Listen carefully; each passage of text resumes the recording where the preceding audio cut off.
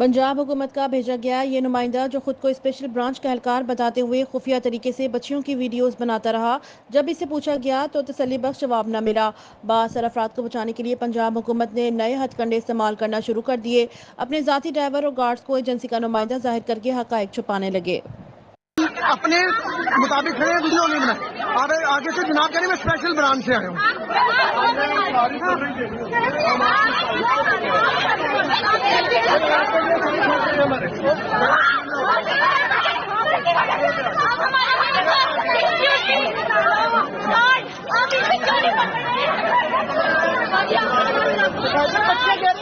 बच्चियों का मुद्दा है।